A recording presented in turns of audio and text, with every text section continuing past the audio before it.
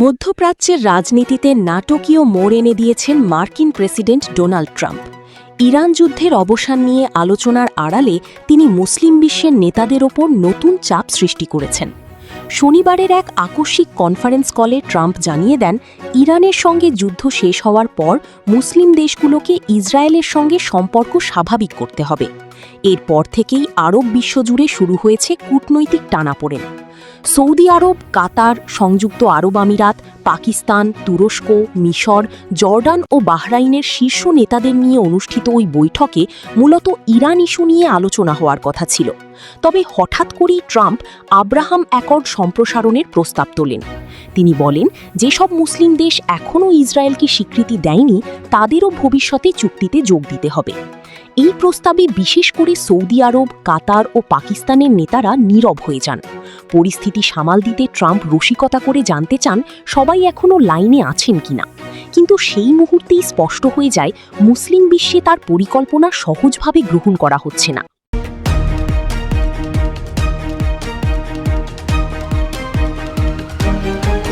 Conference কলে Trump আরও জানান, তিনি খুব দ্রুত ইসরায়েলের প্রধানমন্ত্রী বিনিয়ামিন নেতানিয়াহুর সঙ্গে আলোচনা করবেন। ভবিষ্যতের এমন বৈঠকগুলোতে নেতানিয়াহুর অংশগ্রহণও তিনি প্রত্যাশা করেন। এতে বোঝা যায় ইরান যুদ্ধের সমাপ্তির পাশাপাশি মুসলিম বিশ্বের সঙ্গে ইসরায়েলের সম্পর্ক স্বাভাবিক করাই এখন ট্রাম্পের বড় লক্ষ্য। তবে তাঁর এই পরিকল্পনার সবচেয়ে বড় বাধা সৌদি আরবের ক্রাউন প্রিন্স মোহাম্মদ বিন সালমান। আগে কিছুটা নমনীয় অবস্থানে থাকলেও সাম্প্রতিক মধ্যপ্রাচ্যের সংঘাত রিয়াদের অবস্থানকে কঠোর করেছে।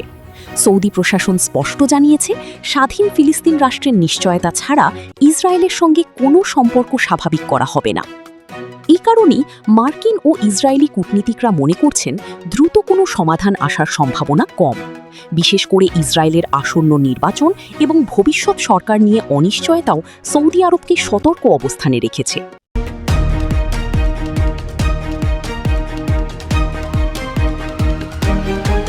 এদিকে ট্রাম্প তার কূটনৈতিক প্রচেষ্টা আরও জোরদার করতে বিশেষ দূত জ্যারেড কুশনার ও স্টিভ উইটকফকে মুসলিম দেশগুলোর সঙ্গে নতুন আলোচনা শুরু করার নির্দেশ দিয়েছেন। সামাজিক যোগাযোগ মাধ্যম ট্রুথ সোশ্যালে তিনি এমনও দাবি করেছেন যে ভবিষ্যতে ইরানও হয়তো ইসরায়েলকে স্বীকৃতি দিতে পারে। ট্রাম্পের এই বক্তব্য মধ্যপ্রাচ্যের রাজনীতিতে নতুন বিতর্ক সৃষ্টি করেছে। অনেক বিশ্লেষক মনে করছেন বর্তমান বাস্তবতায় এমন সম্ভাবনা অত্যন্ত দূরবর্তী। তবুও ওয়াশিংটনের রিপাবলিকান নেতারা ট্রাম্পের পরিকল্পনাকে সমর্থন দিচ্ছেন। রিপাবলিকান সিনেটর লিন্ডসে গ্রাহাম হুঁশিয়ারি দিয়ে বলেছেন, মুসলিম দেশগুলো যদি এই সুযোগ গ্রহণ না করে তাহলে মধ্যপ্রাচ্যের ভবিষ্যৎ আরও অনিশ্চিত হয়ে উঠতে পারে। তবে ফিলিস্তিন ইস্যুতে সৌদি আরবের কঠোর অবস্থান এখনও ট্রাম্পের সবচেয়ে বড় কূটনৈতিক চ্যালেঞ্জ হয়ে রয়েছে।